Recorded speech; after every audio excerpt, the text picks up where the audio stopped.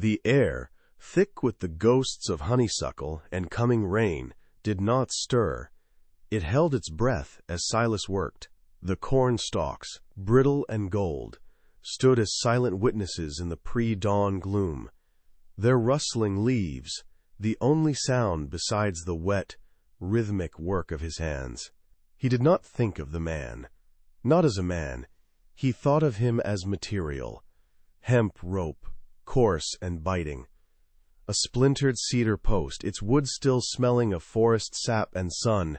Straw, dry and dusty, spilling from the split seams of a burlap sack. And the flesh, which was the most stubborn material of all. It was heavy, graceless, a dead weight that fought him with the sheer dumb physics of its mass. Master Thorne had been a large man, broad in the shoulder and thick in the gut from years of feasting on the labor of others. Now that bulk was a curse Silas had to wrestle with in the quiet dark. He hoisted the body onto the crossbeam of the post he'd driven deep into the rich Arkansas earth, the very earth Thorne had claimed as his own. The arms, already stiffening, were a struggle. He had to break them at the elbow to drape them properly. The sound a dull, wet crack that was swallowed by the vast, listening silence of the fields. He bound the wrists to the wood with strips of rawhide cut from a tanning shed.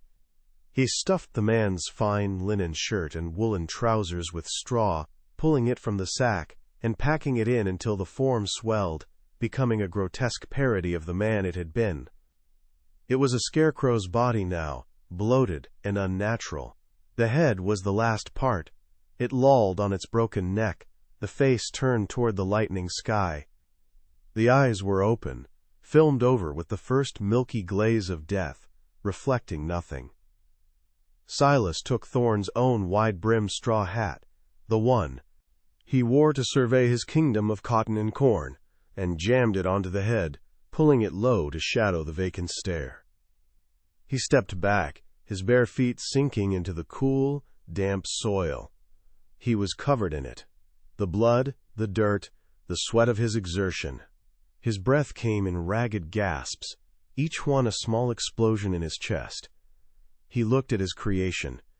It was a thing of profound horror, a scarecrow made of the crow, the effigy slumped against the post, a monstrous sentinel guarding the rows of corn. In the rising light, its shadow stretched long and thin, a finger of accusation pointing back toward the great house, which was still dark, still sleeping, unaware of the sacrilege that had been committed in its fields. There was no triumph in him, only a vast, hollow emptiness. The rage that had fueled him for the past 12 hours had burned itself out, leaving behind only the ash of what he had done. He had seen the welt on his daughter's back, a single raised line of furious red where the master's riding crop had caught her for the crime of spilling a pitcher of water. Ilara was 4.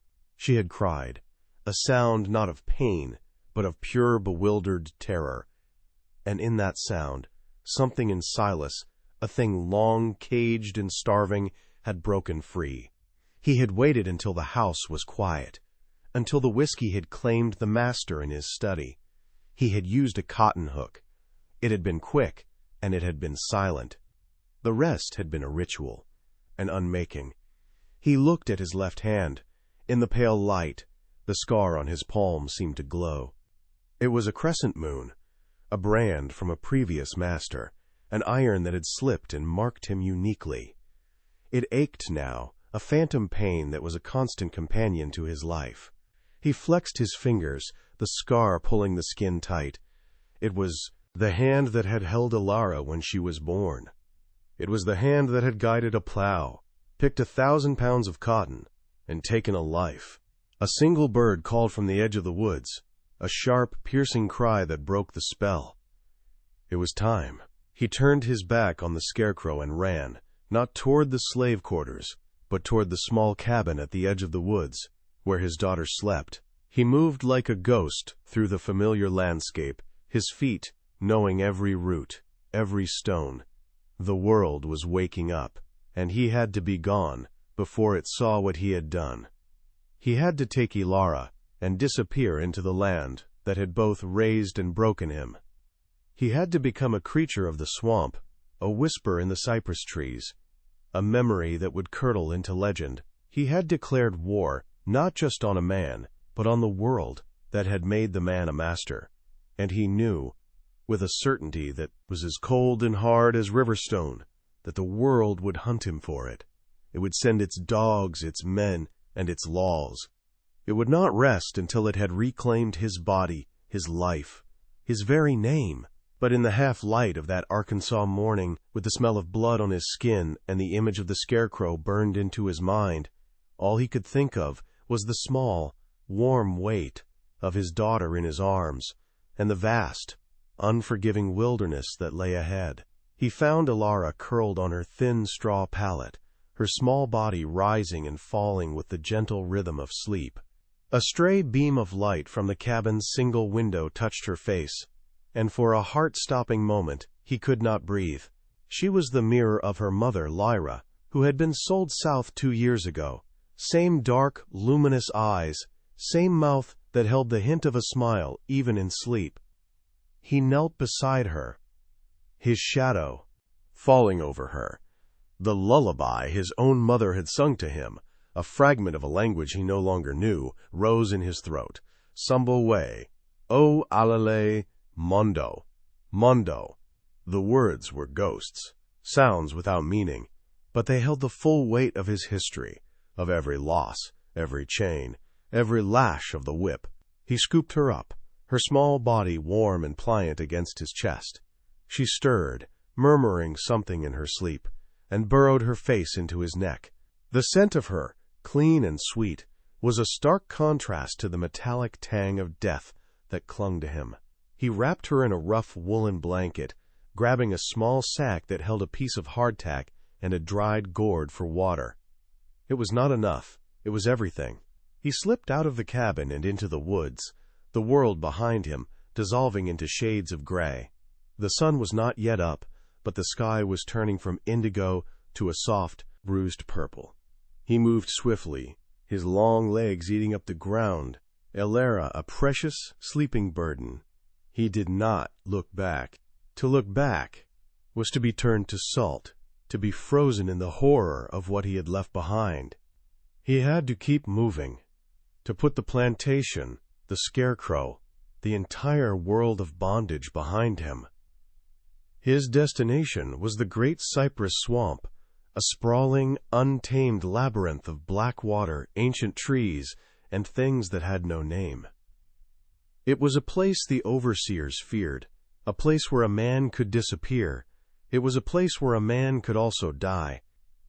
The discovery was made by a field hand named Moses, an old man whose back was permanently stooped into a question mark.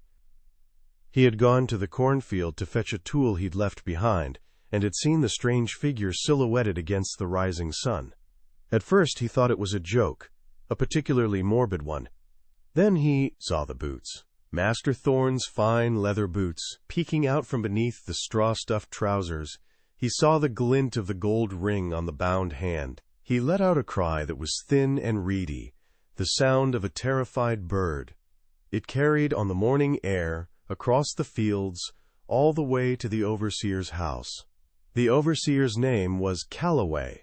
He was a lean, sun-scorched man with eyes the color of a washed-out sky. He did not run. He walked to the cornfield with a long, deliberate stride, his face a mask of grim disbelief. When he saw it, he stopped. He did not touch it. He simply stood and looked, taking in every detail. The broken arms, the straw bursting from the shirt, the hat pulled low. He saw the sheer, calculated audacity of the act. This was not a murder of passion. It was a statement, a sermon delivered in blood and straw. He felt a cold knot tighten in his stomach. This was an affront to the natural order of things, an act so profane it threatened to unravel the very fabric of their world. He turned and walked back to the house, his mind already working, cataloging the faces of the slaves, searching for the one capable of such a thing, the one who was missing. By mid-morning, The thorn plantation was a hive of frantic, terrified activity. The mistress, a pale, fragile woman named Eleanor, had fainted upon hearing the news and been put to bed with smelling salts. The house slaves whispered in shadowed corners, their eyes wide with a mixture of fear and something else, something unreadable. Calloway had conducted a roll call. Every man, woman, and child accounted for, except two, Silas and his daughter, Ilara. The name settled in the air like poison. Silas, strong, quiet, a good worker. But there was a stillness in him, a depth in his gaze that Calloway had always found unsettling. He remembered the crescent moon brand on his hand.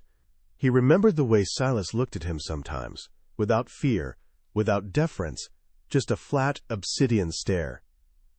Calloway unlocked the plantation office. The room smelled of leather, ink, and Thorne's cheap cigars. He sat at the master's desk, the chair still holding the faint impression of the man's weight. He pulled out the plantation ledger. His handwriting was neat, precise, a stark contrast to the chaos outside. He found the entry for Silas. Male.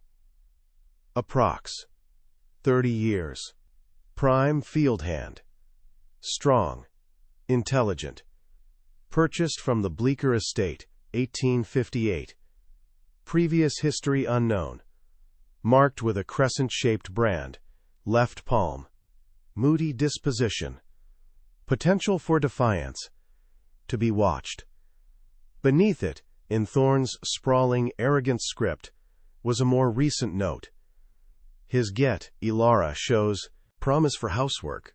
Likes to sing. Annoying. So Sliders. Calloway slammed the ledger shut. He knew what he had to do. He would gather the dogs. He would send riders to the neighboring plantations and to the sheriff in the nearest town. He would draft a bounty poster. He would hunt Silas down, and when he found him, he would make an example of him.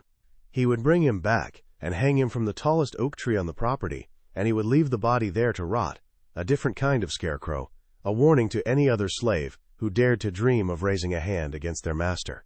The world had been turned upside down, and it was his job, his sacred duty, to set it right. Silas plunged deeper into the swamp. The air grew heavy, thick with the smell of decay and wet earth.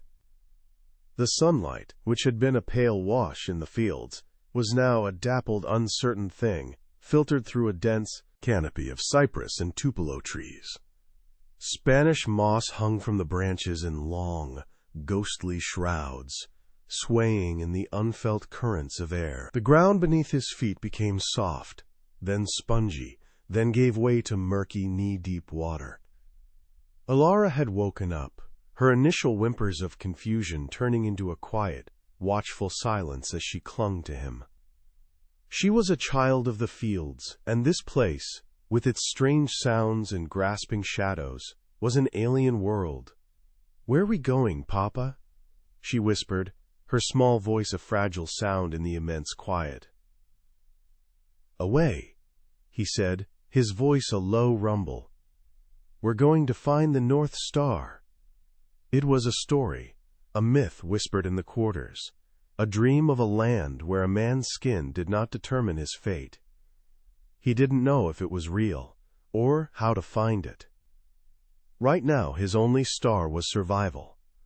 He moved with a hunter's instinct, his senses alive to the world around him. He heard the plop of a turtle sliding off a log, the drone of 1,000 insects, the distant cry of a hawk. He saw the flicker of a water moccasin, its dark body a ribbon of death in the black water. He felt the suck of the mud at his ankles, the scratch of thorns on his skin. This was a world of primal forces, a world that did not care about masters or slaves. Here, there was only the hunter and the hunted, the living and the dead. And for the first time in his life, he felt a strange, terrifying kinship with it. He was no longer Silas, the field hand. He was a creature of the swamp, as wild and as desperate as any other. He found a small hummock of dry land, a tiny island in the vast morass, crowned by a massive, ancient cypress whose roots spread out like grasping claws. He gently set Elara down. Her legs were shaky. She looked up at him, her dark eyes filled with questions he could not answer. He gave her a piece of the hardtack, and she gnawed on it slowly, her hunger overriding her fear. He kept watch, his eyes scanning the surrounding water, his ears tuned to any unnatural sound.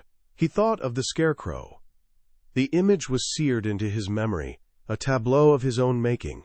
He had not just killed a man, he had desecrated a body. He had committed an act that defied the laws of God and man. He had taken the symbol of their power, the master, and turned it into a symbol of his own rage, a thing of mockery and rot. He had given them a story, a horror story, and he knew they would never forgive him for it. He touched the scar on his palm, the crescent moon. He remembered the day he got it.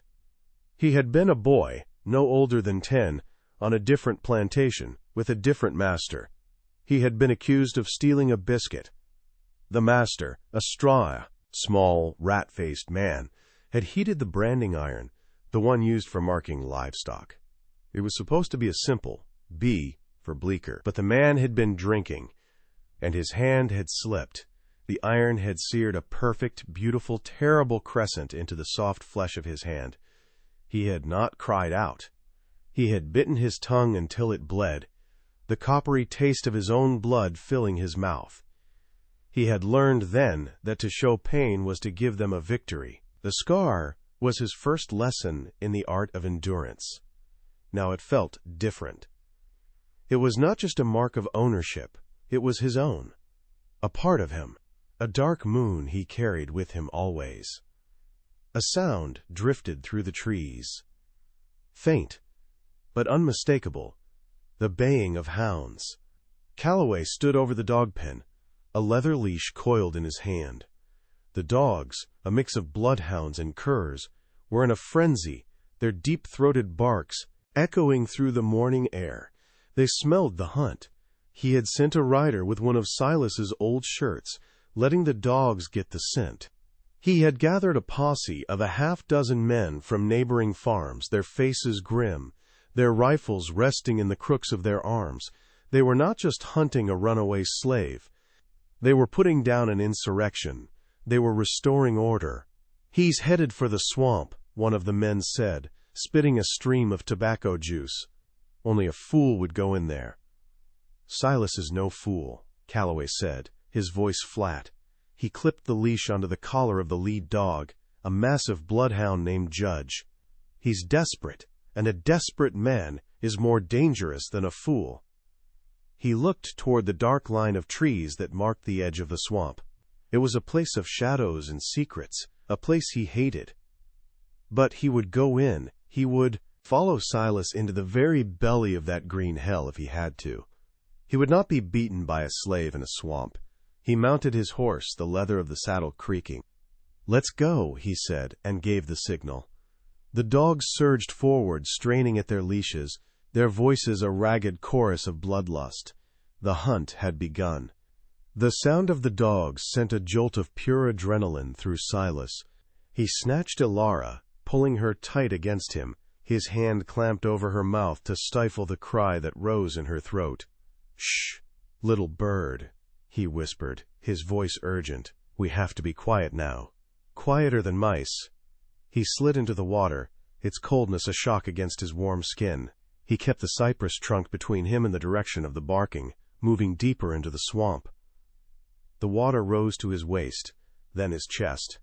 He held Elara above it, her small arms wrapped tightly around his neck. The mud sucked at his feet, trying to pull him down, to hold him in place for the dogs. Each step was a monumental effort.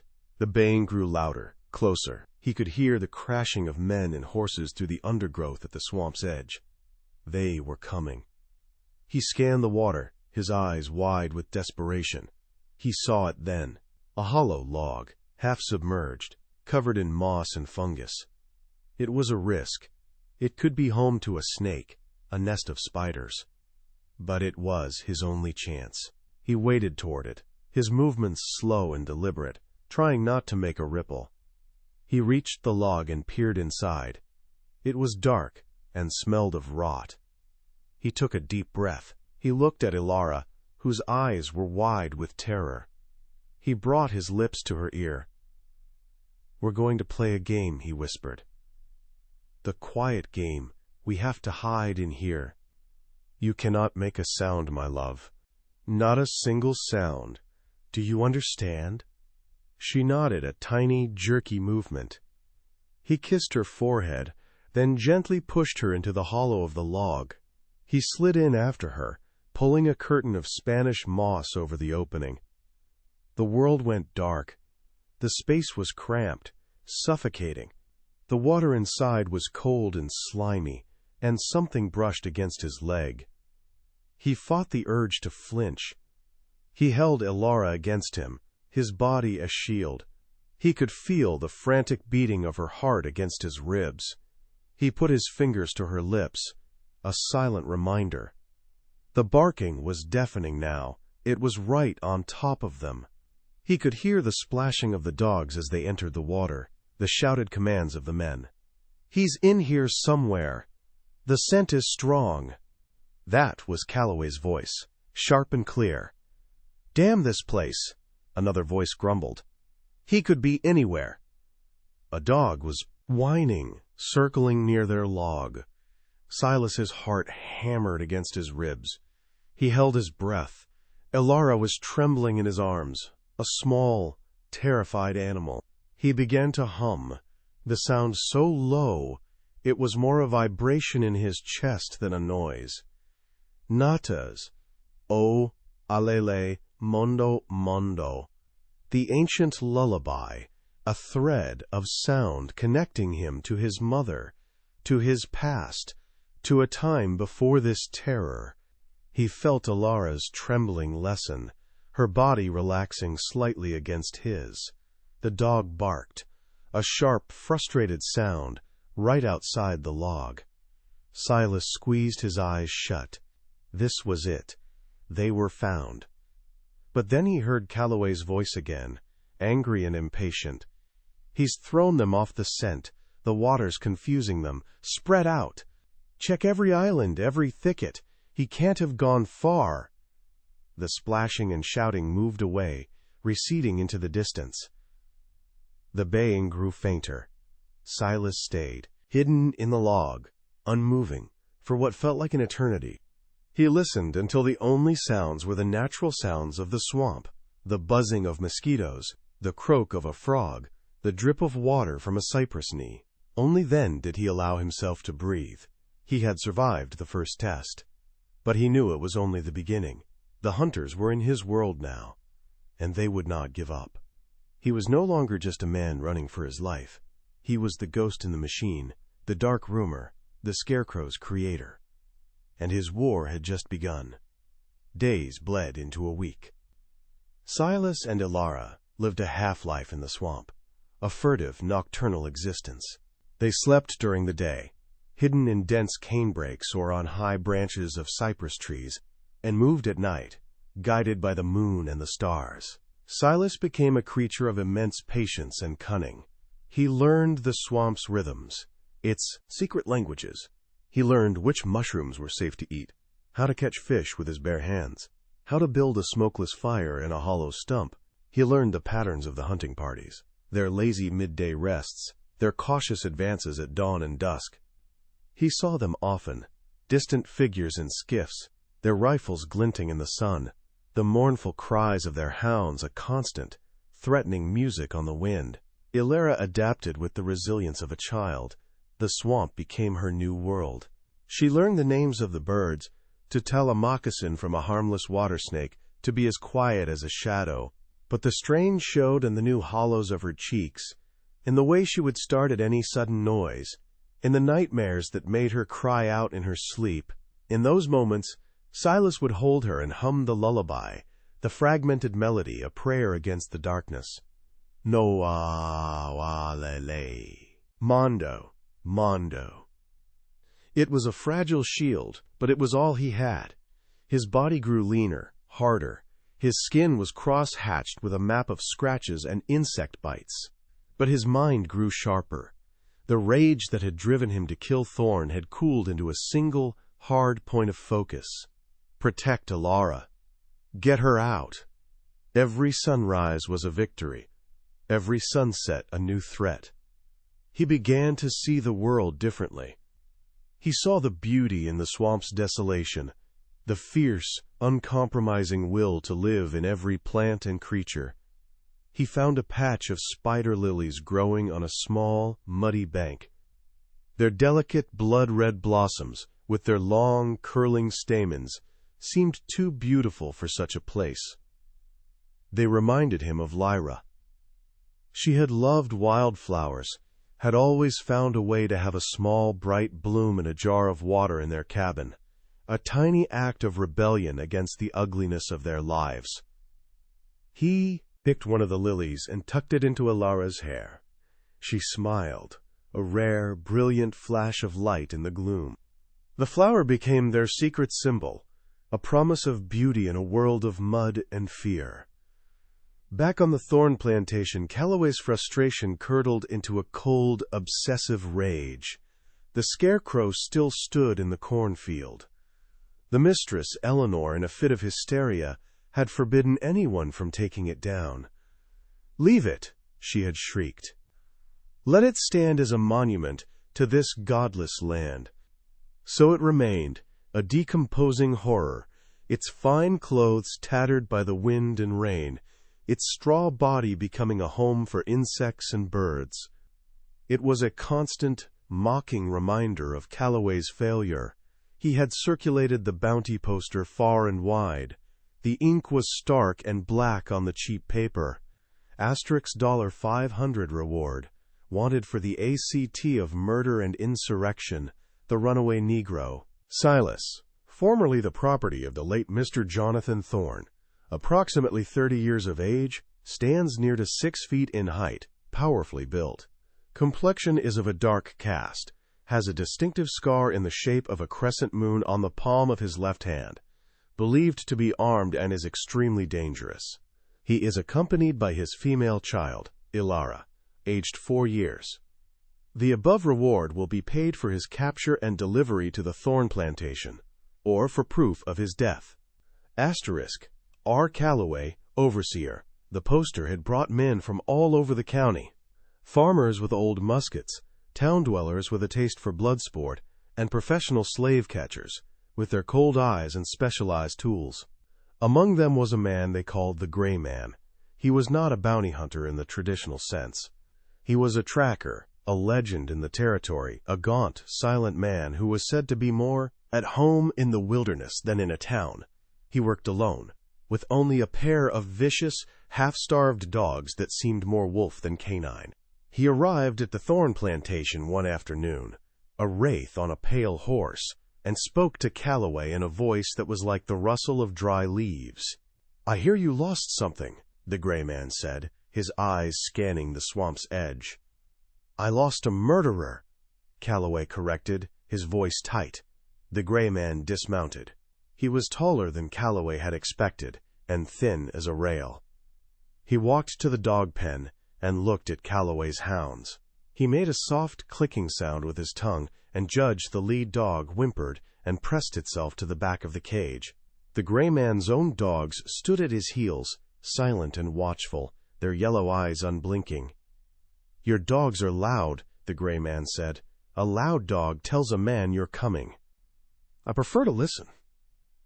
He walked to the edge of the swamp and picked up a handful of mud, crumbling it in his long, bony fingers, smelling it. "He's still in there. He's learning the water, becoming a part of it. This will take time, and it will cost you." "I'll pay whatever it takes," Calloway said. The price was not just money, it was his reputation, his authority, his belief in the order of the world. He needed Silas's body, dangling from a rope, to restore that order. The Gray Man nodded slowly.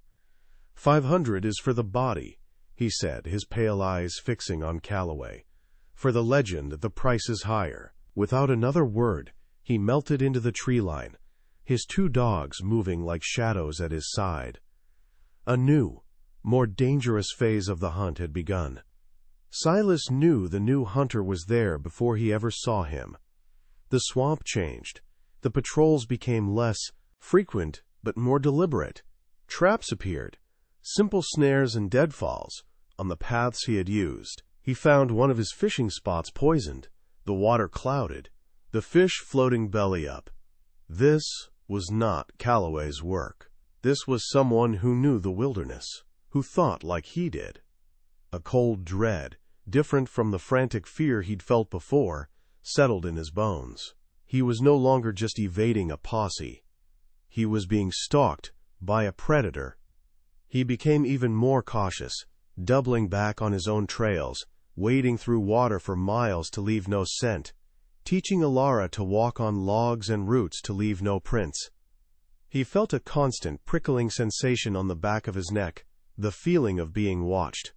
One evening as dusk was settling, he was perched in a tree, watching a clearing.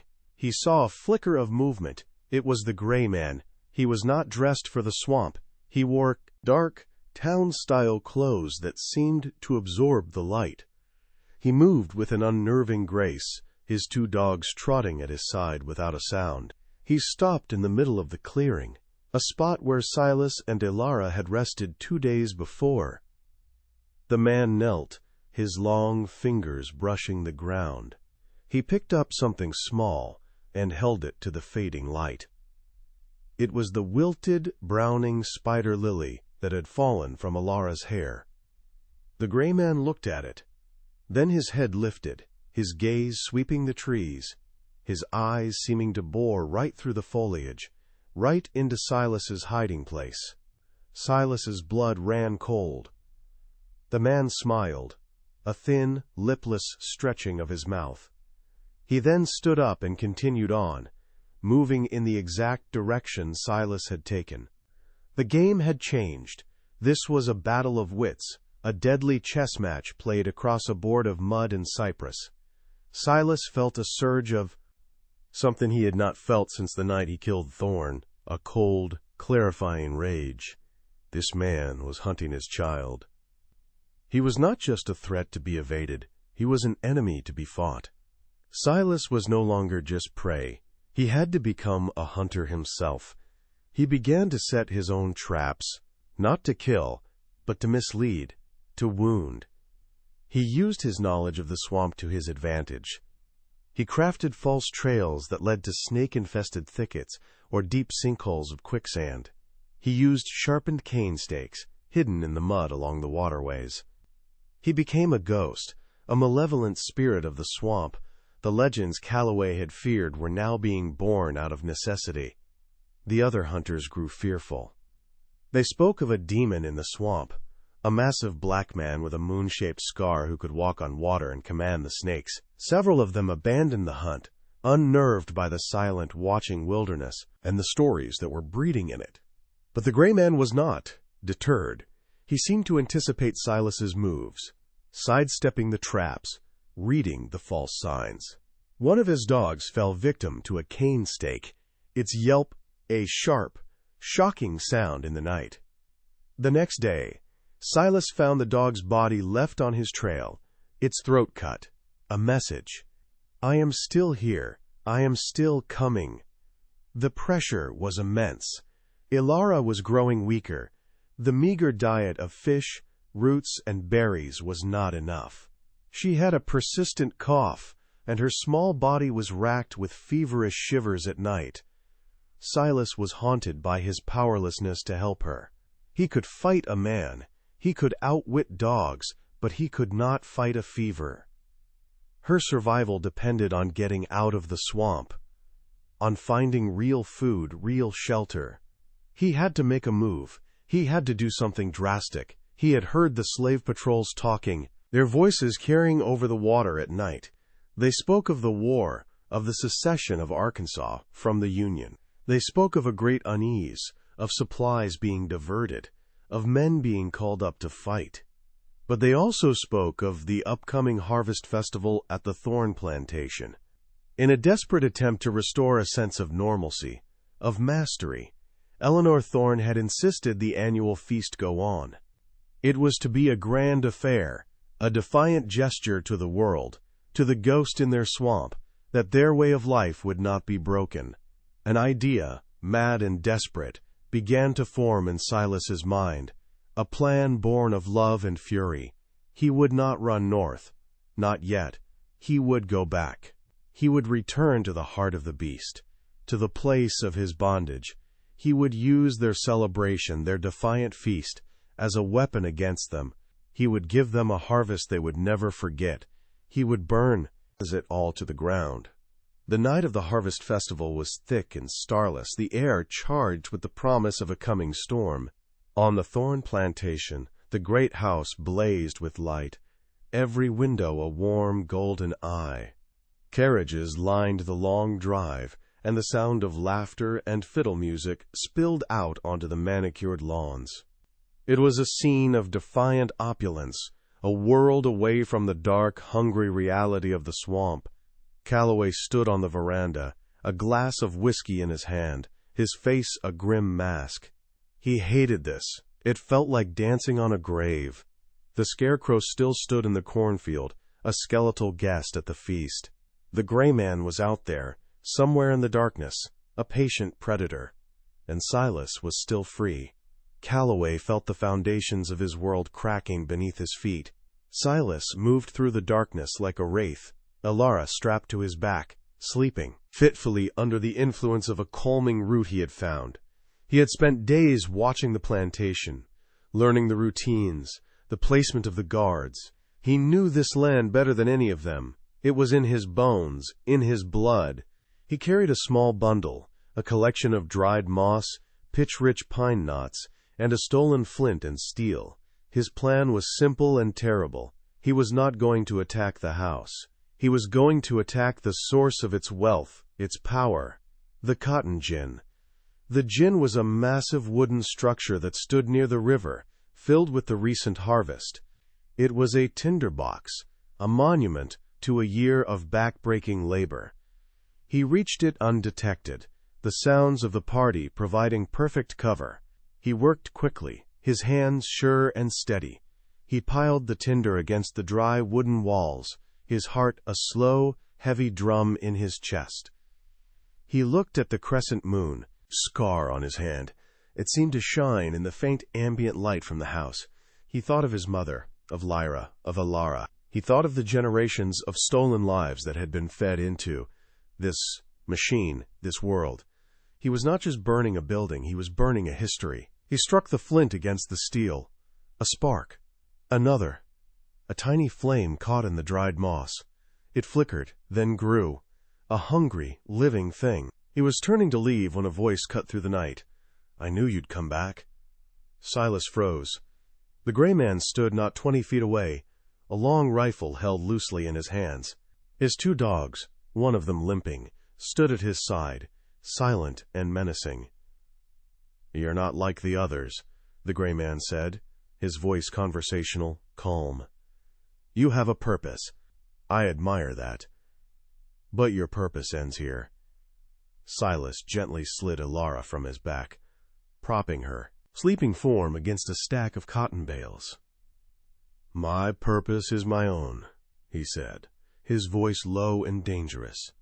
He pulled the cotton hook from his belt, the same tool he had used on Thorn. Its curved steel point glinted. The flames behind him were beginning to lick up the walls of the gin, casting a flickering, hellish light on the scene. The gray man raised his rifle. "Don't be a fool. There's nowhere left to run." At that moment the first clap of thunder rolled across the sky, a deep, guttural growl. The wind picked up, whipping through the clearing, fanning the flames. The fire roared, a sudden explosion of heat and light. The gray man was momentarily distracted, his eyes flicking toward the inferno. It was the only opening Silas needed. He charged, not at the man, but to the side, toward the river. He grabbed a heavy wooden mallet used for pounding cotton bales and hurled it at the dogs. It caught one in the flank, and the animal yelped in pain. The gray man fired. The shot went wide, the bullet splintering the wood of a bale next to Silas's head. Silas didn't stop. He scooped up Ilara and plunged into the dark, churning water of the river. The current was strong, pulling at him, trying to drag him under. He held Ilara's head above the water, his powerful legs kicking, fighting the river's pull. The gray man ran to the riverbank, reloading his rifle with furious speed. He raised it to fire again, but a figure emerged from the shadows behind him. It was Calloway. He had seen the first flicker of the fire and come to investigate. "What in God's name?" he shouted over the roar of the flames and the storm. "He's in the river!" the gray man yelled, pointing.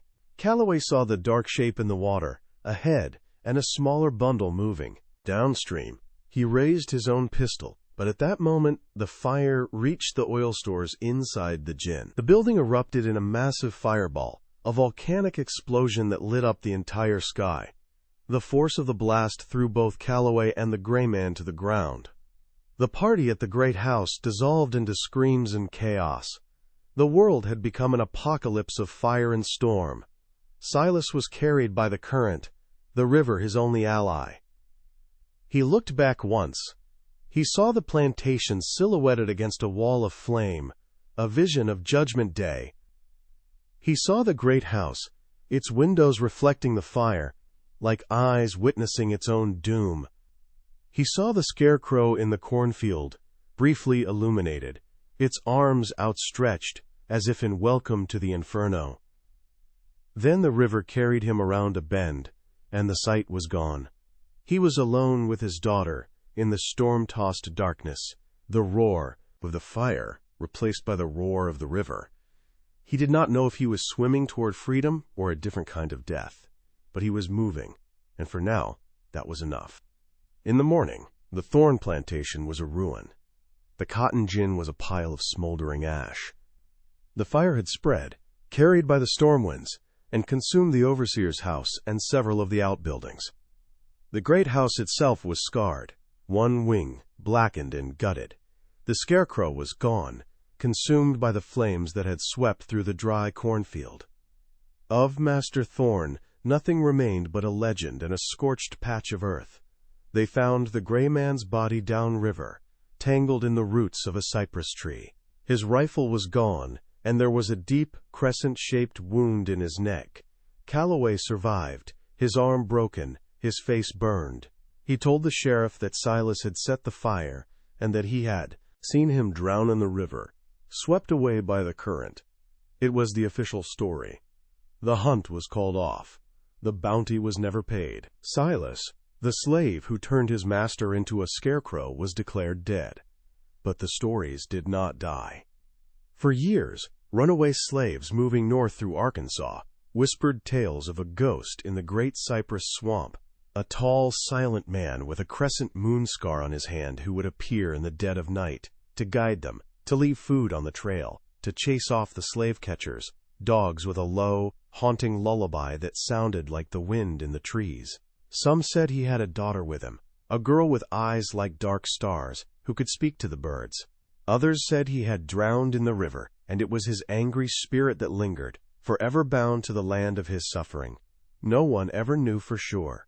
Silas and Ilara had vanished from the world of records and ledgers, melting into the realm of myth. They became a story told by a fireside, a song hummed to a frightened child, a symbol of a rebellion so profound it had to be spoken of in whispers.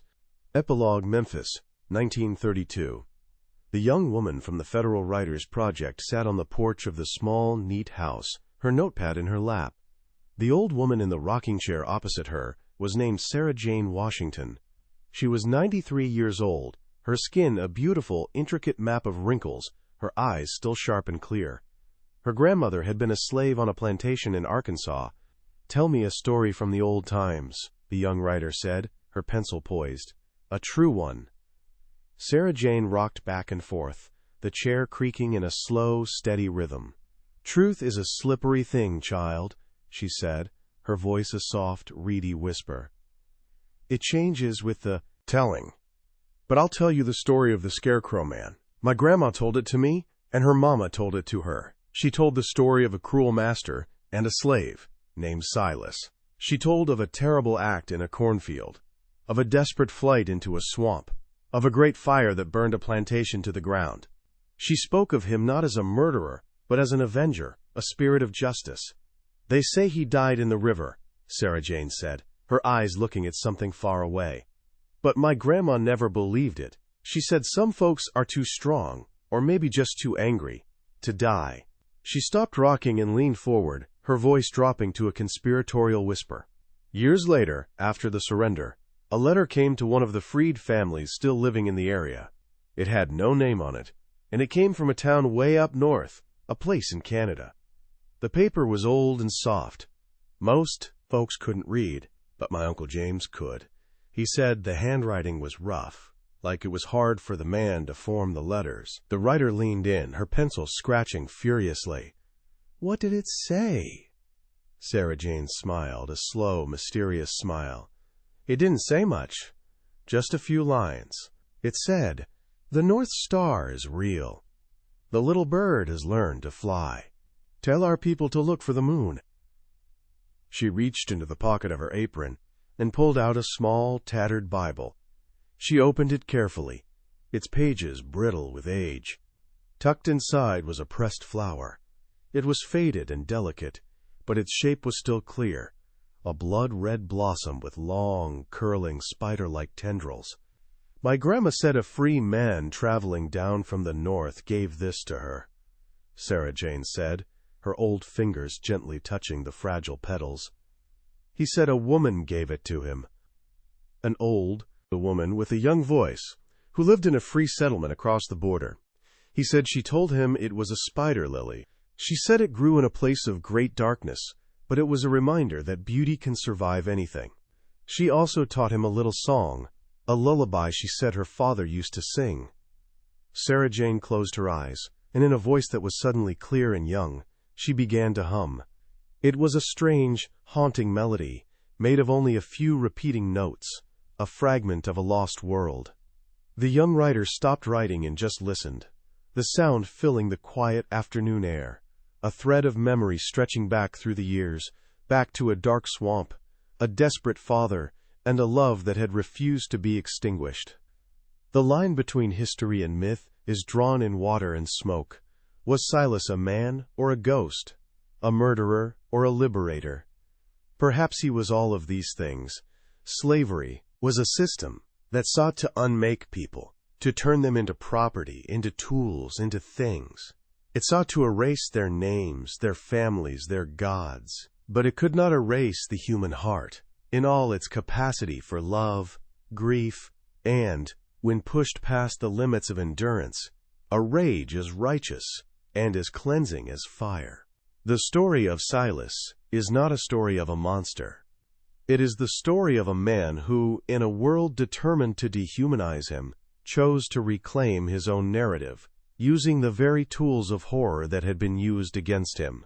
He turned his master into a scarecrow, an empty thing of straw and stolen clothes, and in doing so, he became something more than a man. He became an idea. And an idea, unlike a man, can never truly be caught, or killed, or chained. It can only run, and hide, and wait, and whisper its dangerous, hopeful, and terrible story in the dark.